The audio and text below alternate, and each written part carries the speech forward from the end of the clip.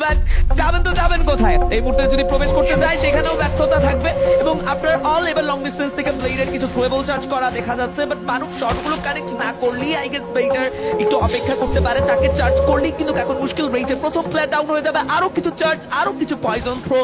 But আপনার all red Hawks পুরো confident নিয়ে ঝাঁপিয়ে পড়বে, এতটুকু এক্সপেকটেশন তাদের ফ্যান বেজের রয়েছে তাদের স্কোয়াডটির উপরে।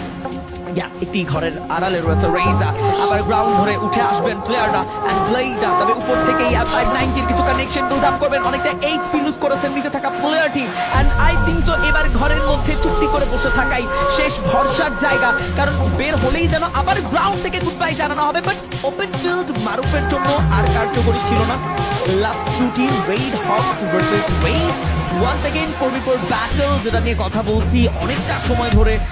বেশ কিছু ড্যামেজ যখন প্রোভাইড করা হলো রেইডকে, তারপর নিজেদেরকে একটি কম্পাউন্ডের মধ্যে আটকে রাখার চেষ্টা এন্ড তারপর আরো একবার নিজেদেরকে কামব্যাক করানোর এই চেষ্টাটাকে প্রশংসনীয় তো বলতেই পারি। বাট প্রথমেই জানো এইবার বের হয়ে সিকারকে ডাউন দিবেন CR7 এন্ড ইউ দ্যাট শেষ মুহূর্তে শেষ ব্যাটল, আরো একবার সুযোগটা হাতে রয়েছে এবং রেইজ নো মোর টাইম, হামিমকে ডাউন দিয়েছে পেছন দিক থেকে, ব্লেডের প্রবেশ এন্ড কবিকে বিদায় দিয়ে ইট দ্য বুয়া from the side of Team Raidhawks for the match.